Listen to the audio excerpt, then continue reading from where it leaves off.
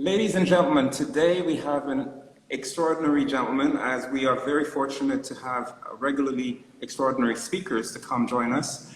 Wilfried Laureano Dorrego is the president of the supervisory board of KPMG France.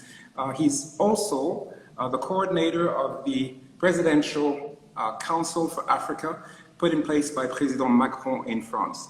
Wilfried leads the global, as a global lead partner, on large accounts that are focused accounts and focused account from KPMG in energy and telecom. He's also a chartered accountant and, as they say in French, commissaire aux comptes. He has over 30 years of experience in audit and advisory business in M&A. Ladies and gentlemen, I could continue for a good 20 minutes on his CV, but let's get started on the first question. Welcome, Wilfried, bienvenue. So this is going to be in French this time, and I will say a few things in English as we go along, just summarize a few key points of what Wilfried will share with us. Alors, nous faisons l'entretien en français. Cette fois-ci, je ferai quelques interventions en anglais pour résumer quelques points. Merci encore, Wilfried, de nous rejoindre. Merci à toi, cher Gilles, de m'inviter. C'est avec beaucoup de plaisir que j'ai accepté, connaissant ta bienveillance naturelle, surtout à mon égard. Merci bien, merci bien. Alors, commençons, si tu veux bien. Oui. Super. Sur ta page LinkedIn, il est indiqué président du conseil de surveillance de KPMG, Global Lead Partner, coordonnateur du conseil présidentiel pour l'Afrique à l'Élysée, expert comptable et commissaire aux comptes. Wilfried, quelle est ton histoire? Alors, my story it could be fairly long. Which one do you want? Where do I start? It's up to you. It's up to you. We have 30 minutes. Okay. Mon nom, Laureano Dorrego, ça le dit pas, mais je suis béninois. Je suis né au Bénin. J'ai grandi au Bénin. J'ai fait j'ai eu mon certificat au Bénin et jusqu'en classe de 4e à peu près. Et mes parents sont originaires de Ouidah, de Porto-Novo. Pourquoi le nom vient, en fait, est d'origine portugaise, comme vous le savez. Mes origines remontent au XVIe siècle parce que le Bénin a abrité au XVIe siècle un fort portugais. Et il y a deux sources possibles à mes origines. Il y a ce fort portugais, mais il y a également mes ancêtres qui seraient revenus du Brésil par le Nigeria et qui se seraient en partie installés à Porto-Novo et en partie à Ouidah. Donc, le nom de famille, en réalité, c'est Dorrego. Laureano n'est que le prénom de mon arrière-arrière-grand-père qu'on a rajouté dans le nom pour dire que c'est les Dorrego de la lignée de Laureano.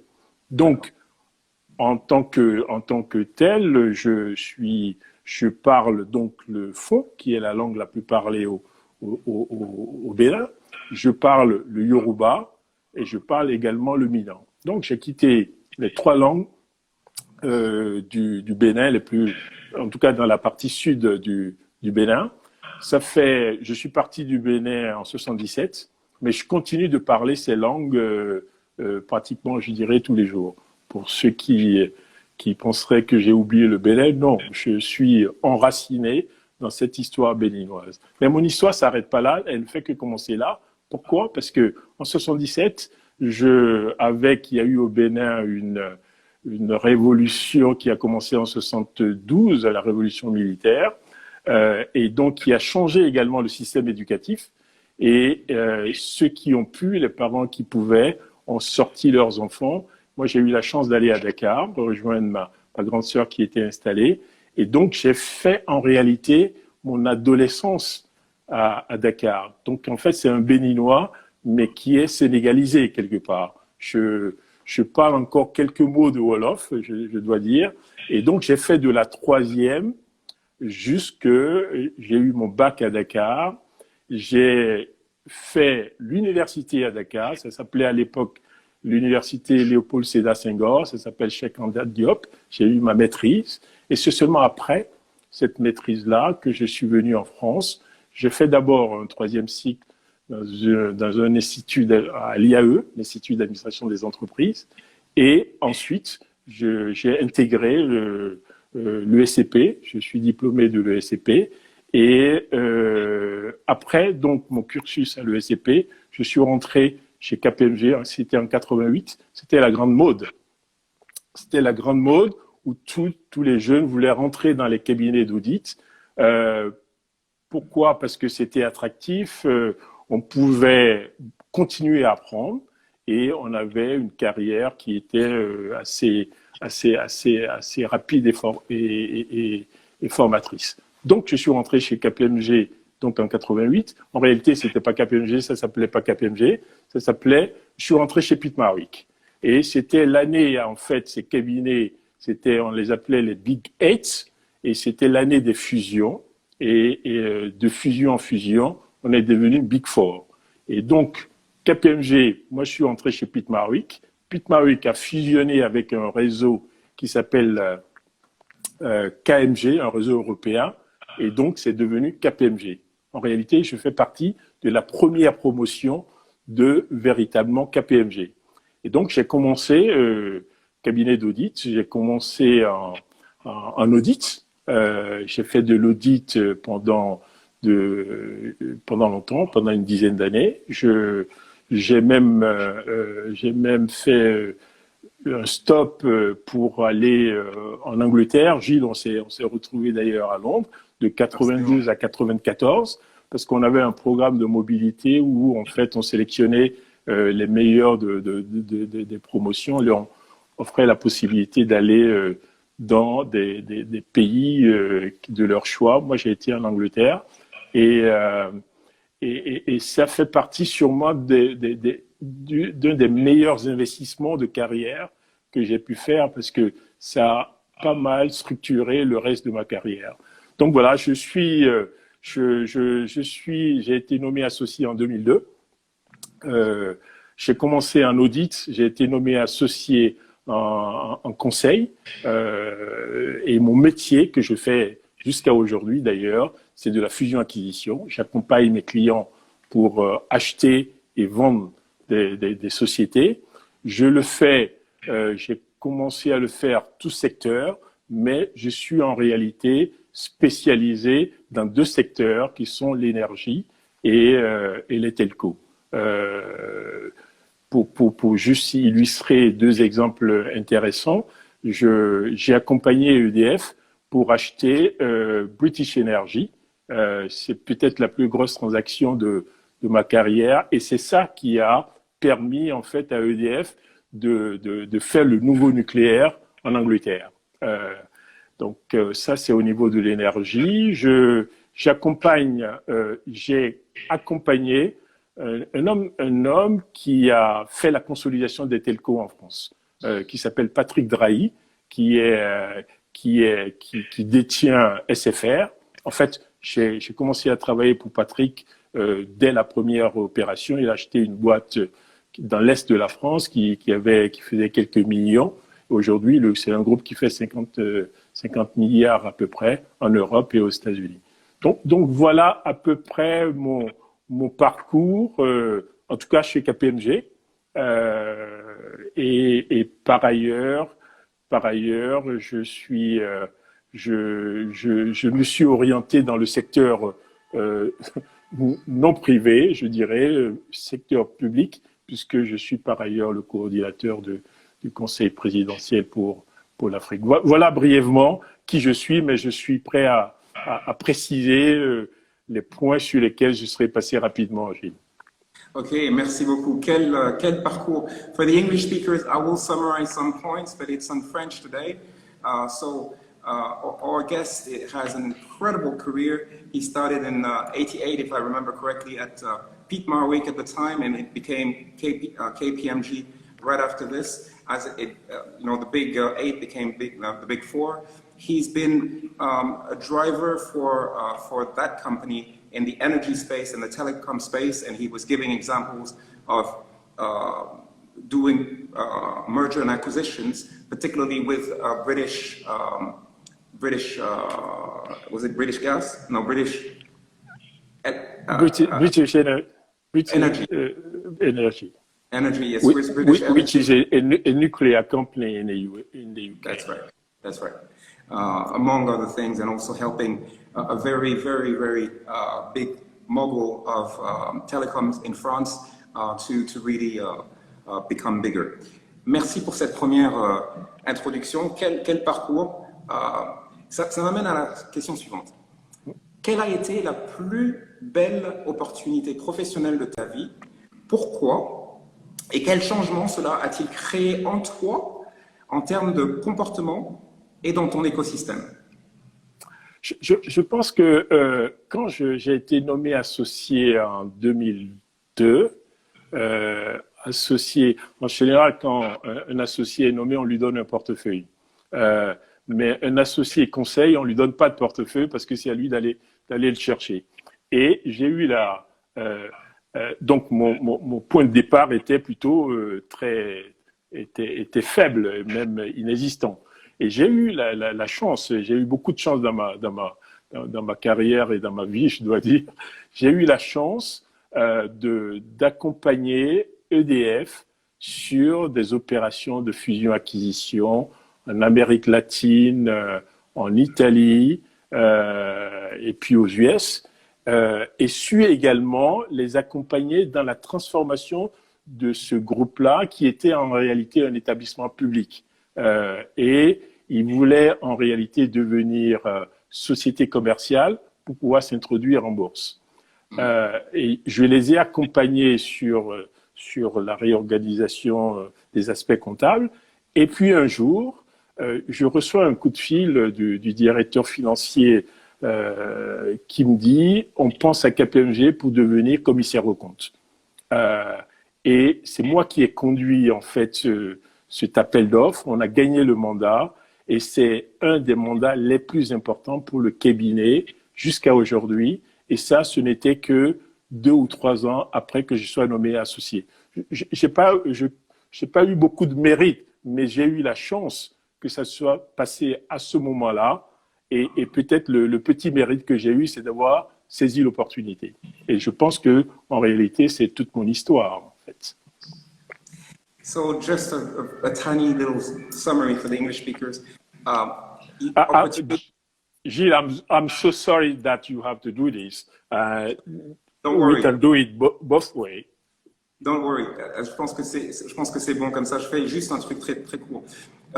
Biggest opportunity was to be part of developing the energy company of France, EDF, and there was a significant opportunity as they wanted to have their auditors, and he was there at the time. So kudos to you. Quand je pense à toi, mon cher, voici quelques mots qui me viennent à l'esprit. Quand je pense à toi en tant que ton image de marque, your brand, voici quelques mots qui me viennent à l'esprit. Sérieux, professionnel, engagé, rigoureux, discret, déterminé, expert en matière financière et comptable. Voici mes questions.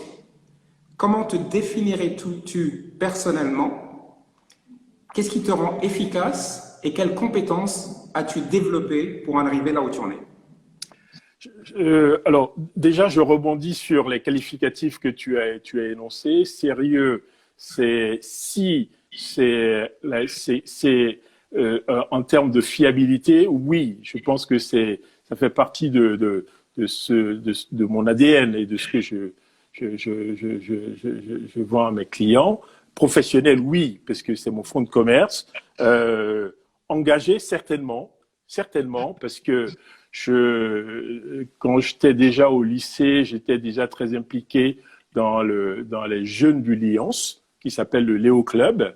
Quand j'ai commencé à travailler dans les années, je crois que c'est dans les années 90, 92, j'étais déjà engagé dans ce qu'on appelait CAP 2000, c'est Cadre africain de Paris, Ensuite, qui est devenu le club Dialotelli. Ensuite, j'ai été très engagé au club 21e siècle. J'ai été très engagé dans une association qui a pour but de développer le solaire en Afrique, aux côtés d'Isabelle Cocher, qui était l'ancienne DG d'Engie. Et quand on m'a demandé de rentrer au CPA et d'en être le coordinateur, oui, j'ai pas hésité un instant. Donc, mon engagement, oui, et ça, à travers ces quelques exemples, j'espère que ça l'illustre bien. Tu as dit également rigoureux. Oui, j'espère pas à l'excès, mais je me reconnais. Discret, oui. J'avoue que alors discret et aussi beaucoup d'humilité parce que je pense que ce que j'ai pu faire, je pense que je le dois beaucoup à la chance. Le seul mérite que j'ai là-dedans, c'est d'avoir pu saisir les chances. C'est déjà pas mal. Déterminé, oui, c'est un de mes traits de caractère. Mais au fond, tout ça, je pense que j'aime bien une citation d'Albert Einstein qui dit en fait, le succès, c'est de passer d'échec en échec sans. Alors, je ne sais plus si c'est Einstein ou Churchill, je confonds les deux. C'est de passer de succès en succès sans perdre son enthousiasme. Et au fond, je pense que ça conditionne l'envie et ça garde la motivation. Moi, je suis je pense que ce qui m'a permis de faire tout ça, c'est je suis très intuitif. Hein. Je sens les choses avant de les mettre en œuvre. Je pense que je suis déterminé et audacieux. Au fond, je pense que la logique permet en réalité de passer d'un point A à un point B. Je pense que l'imagination ou l'intuition associée à l'audace permet d'aller n'importe où en fait, en réalité. Et je pense que c'est un peu ça. Le GPS que j'ai, c'est mon intuition, c'est l'audace. Et puis finalement, accepter de sortir de sa zone de confort. Toute mon histoire, finalement, et c'est peut-être la seule chose qui est importante dans mon histoire, c'est que très tôt, je suis parti du Bénin parce que je voulais faire de meilleures études. Et j'avoue que je n'étais pas très bon élève au départ. À Dakar, je me suis rendu compte qu'il fallait bien que je m'y mette.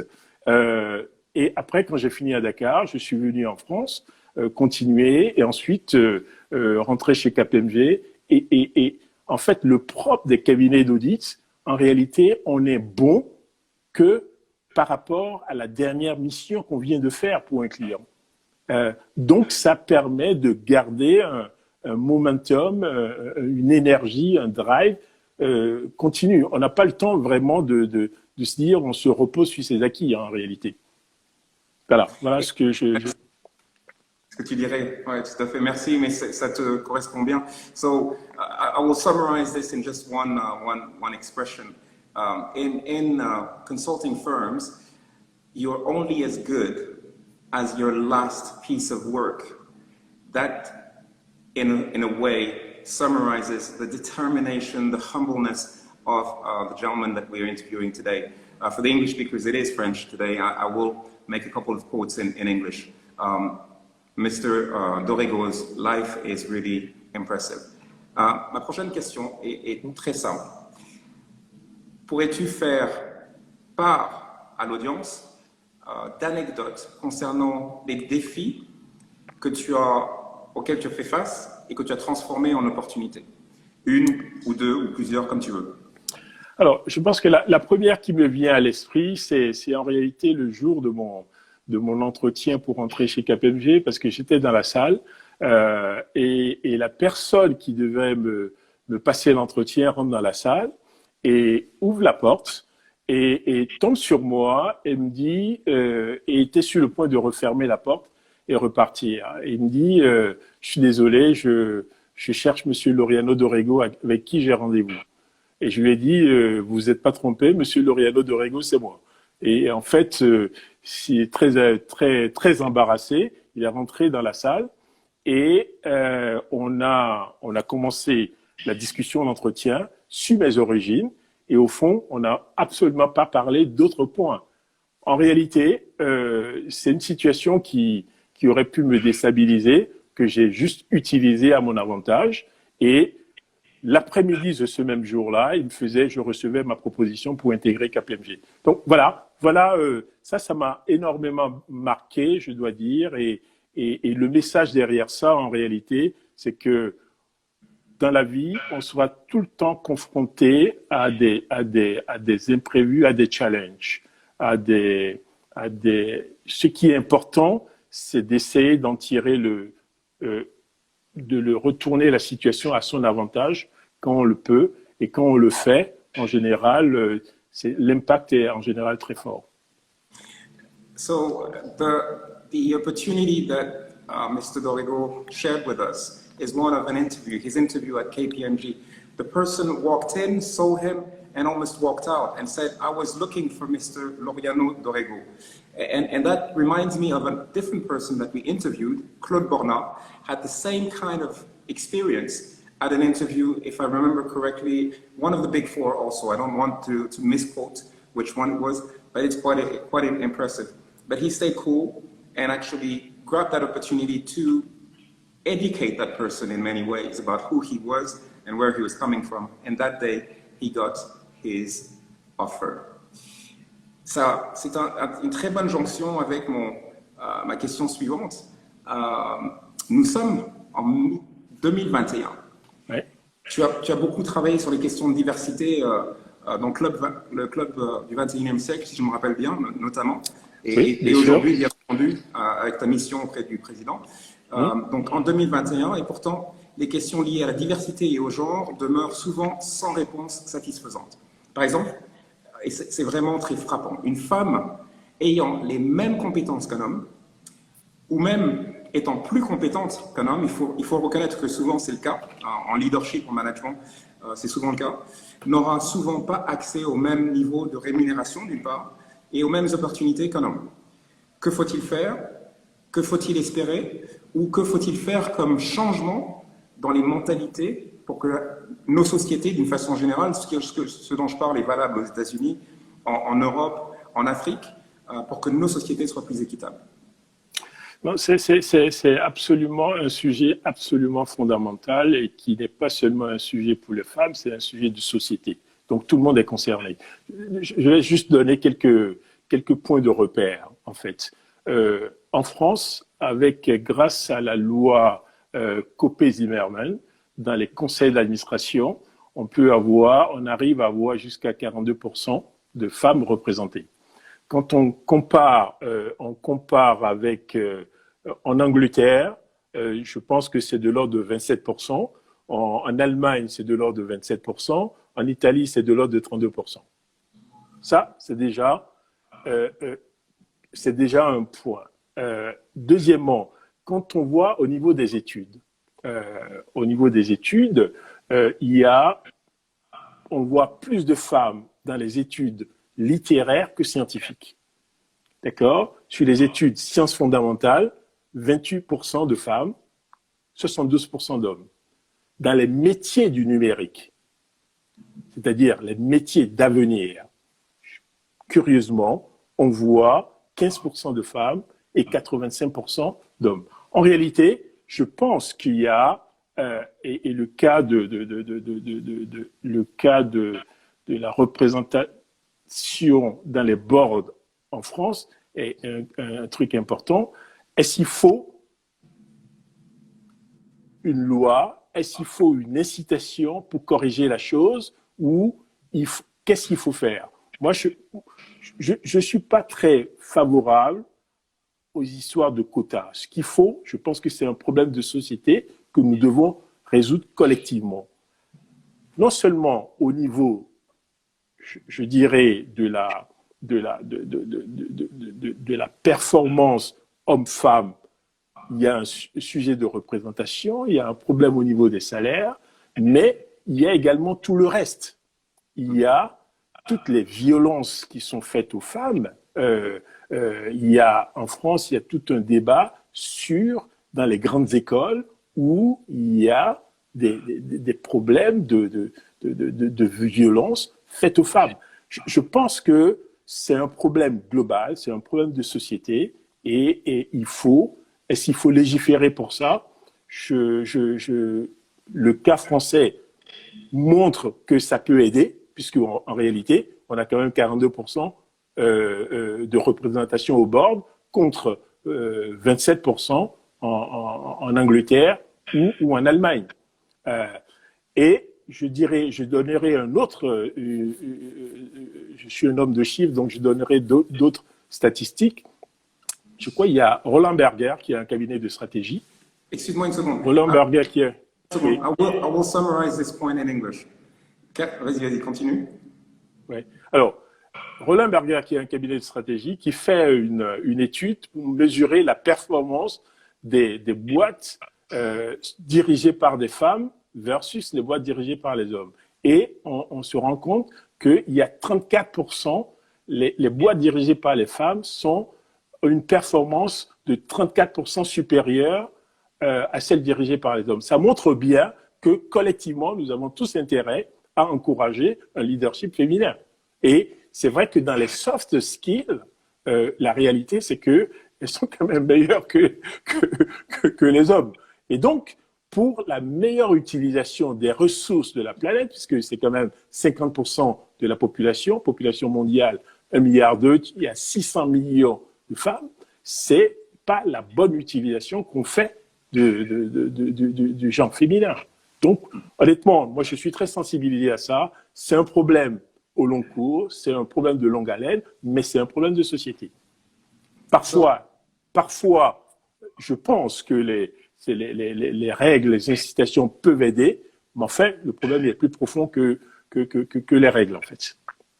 So for the English speakers, and some have just come in, we're talking about diversity and particularly gender diversity. And Mr. Dorigo gave us a few key statistics showing that France, for board representation, has a slightly higher number than other European countries.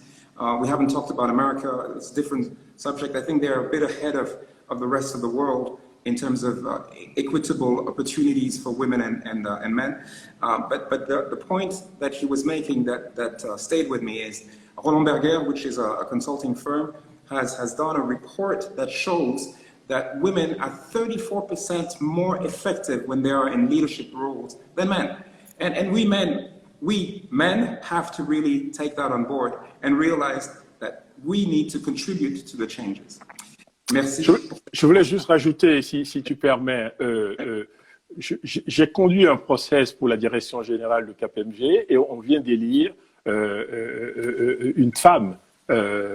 Et honnêtement, KPMG a son président du conseil de surveillance qui est issu de la diversité et en fait, au niveau du directoire, c'est une femme. Donc, on est réellement un exemple. Et c'est vraiment dans l'ADN de KPMG de promouvoir ces valeurs d'égalité, de diversité. Je pense que c'était important de souligner ça, en fait.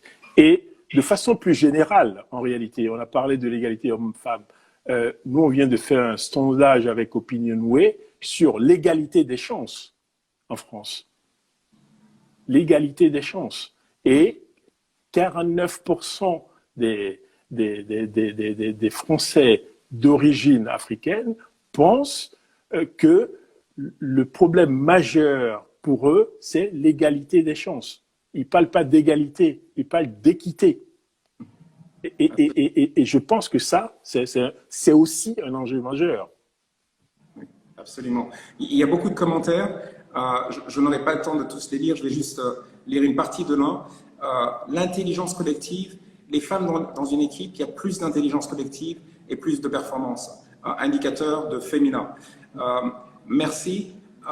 Quels aspects de tes activités professionnelles ou paraprofessionnelles pourrais-tu décrire pour inspirer nos auditeurs qui t'écoutent des 4 coins du monde? Which parts of your activities could you describe to inspire our listeners who are in the 4 corners of the world? Je dirais 2 choses. Quand j'ai commencé ma carrière, ce qu'on attendait de moi, c'était de la compétence technique. On a une structure pyramidale comme ça. Quand vous avez 100 personnes qui commencent, il y a 5 qui finissent associés. Et une fois qu'ils sont associés, c'est encore un autre parcours qui commence. Et donc, en réalité, les ingrédients pour faire carrière, même si c'est technique au départ, au fur et à mesure, c'est vraiment des skills de management, des soft skills, ainsi de suite. Et quand vous devenez associé, en réalité, vous devez inspirer, embarquer les gens qui sont en dessous et vous devez inspirer la confiance de vos clients. Donc, je pense que ce qui est important, moi, ce que j'ai utilisé, c'est cette capacité finalement à élargir ma zone de compétences à tout ce qui est managérial et qui est au-delà finalement de la technique. Parce que quand on pense à un expert comptable, on le voit dans la précision. La précision, elle est importante au début. Ce qu'il faut aussi, c'est donner du sens à ce qu'on fait. Et donner du sens, c'est ce qu'on attend de manager. Ça, c'est la première chose. La deuxième chose qui est importante, que j'ai utilisée, c'est la capacité à rayonner au-delà de son métier, de chercher à élargir son champ. Et je l'ai fait en étant très vite, très engagé dans la société, en réalité. On a cité les différents engagements que j'ai eus. Et c'est exactement ce que je fais avec le Conseil présidentiel pour l'Afrique. C'est pour ça que je n'ai pas hésité une seconde. Quand on m'a appelé, c'est un surcroît de travail, parce que de quoi s'agit-il? Il s'agit de voir comment on embarque la société civile dans la relation entre l'Afrique et la France. Et ça, c'est vite dit, mais comment on le met en musique, ça participe à la nécessaire transformation de l'Afrique qui reconnaît, enfin, où le président Macron reconnaît clairement qu'il a besoin d'embarquer la société civile parce que les acteurs régaliens uniquement ne suffisent pas. Pour réduire la pauvreté en Afrique, je pense qu'il est fondamental d'embarquer le secteur privé, d'embarquer la société civile, et c'est à peu près le travail que nous faisons. Et le deuxième volet du travail que nous faisons au CPA également, c'est de faire en sorte que les Français d'origine étrangère africaine aient une meilleure opportunité de chance en France. Donc, 2 volets. Et donc, je pense que tout cet engagement, ce travail élargit finalement mon champ visuel, élargit l'impact que j'espère, je peux faire dans l'écosystème dans lequel je vis. Et au fond, faire sa carrière, réussir sa carrière, c'est très personnel. Mais s'engager sur une cause qui va au-delà, et je pense que c'est là où il y a le vrai partage. Merci. So just a couple of words in English. The focus on the professional side is precision. In the type of work that Mr. Dorigo has done, he needed to be very, very precise. He said more than that, but I just want to focus on this. In terms of his focus outside of work, he has been very involved with many associations and currently with the council, the Presidential Council for Africa in France, where they really work with the people of African origin in France to be really engaged, helping reduce poverty and helping the cause of Africans in general. That's a very big summary. So there was a comment, Wilfried, there was a comment, je vais le faire en anglais celle-là, that I think is worth reading about the previous question on women. Effectiveness of women in the corporate, it is important to note the same applies in family life, and that's true. I mean, we often forget that our wives, our sisters, the women around us, they do two things when we do one. Yeah. At least very often. Fortunately, some men also contribute at home, but very often they do two things when we do one. That's absolutely true. Yeah, yeah. So, two more questions. My friend, tu participes souvent à des conférences, so you're very often in conferences, panels. Donc, tu participes souvent à des conférences, des panels et d'autres événements où tu es invité en qualité de public speaker. Quel conseil donnerais-tu à ceux qui souhaitent en faire le même? So, which advice would you give to people who would like you to be members of panels and conferences as public speakers? Ok. Alors, merci pour ce qualificatif. J'espère que c'est pas usurpé. Mais si j'avais un conseil à donner, en réalité, c'est d'être clair sur le message qu'on veut faire passer. Et la meilleure façon de faire passer le message, c'est d'aller rechercher l'émotion du public. Parce que, au fond, on ne connecte avec le public que quand on connecte sur l'émotion. Et c'est seulement en ce moment qu'on peut faire passer les messages. Et c'est très facile à dire, mais extrêmement difficile à faire. Mais voilà le message que je passerai si j'en avais un.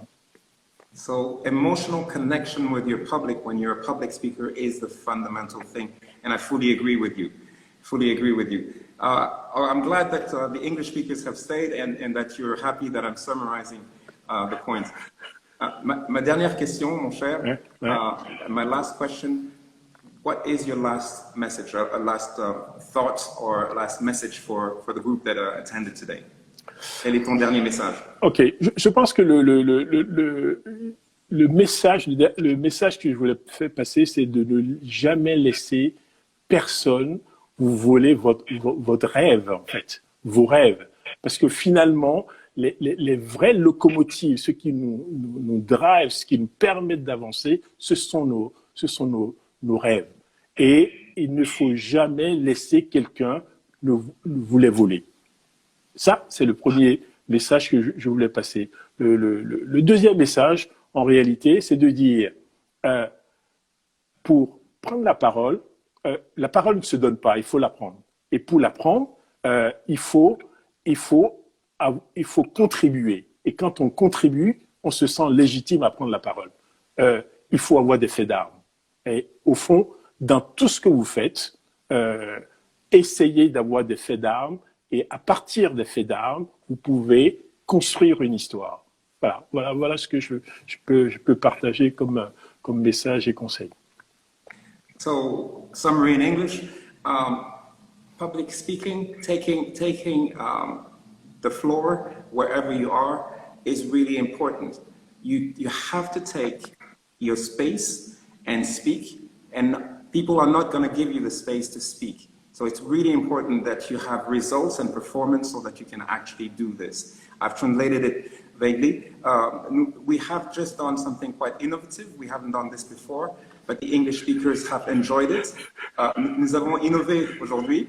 Nous n'avons pas fait avant, mais ceux qui parlent anglais ont apprécié, donc je pense qu'on le refera. Merci infiniment, mon cher Wilfried Dorrego. Ça a été un plaisir pour moi, pour nous, pour les spectateurs, pour ceux qui ont écouté du moins, qui ont fait beaucoup de commentaires et qui ont beaucoup participé aux échanges.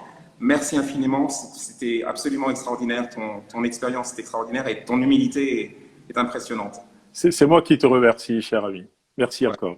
On va te laisser partir et je vais garder le groupe quelques instants pour annoncer les faits de la semaine. Merci. Merci encore. Bye bye.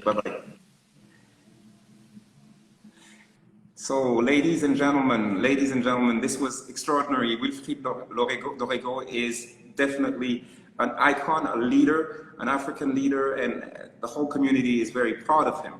Thank you for coming. Thank you for your interest. Next week, we will have another fantastic individual that Africa needs to know. He is currently the general manager of Atos, which is one of the largest IT company in the world, and certainly the largest in France, with over 10 billion 10 billion euros of revenue every year. And this is no other than Mr. Alpha Barry. Please come, please join us, same place, same time.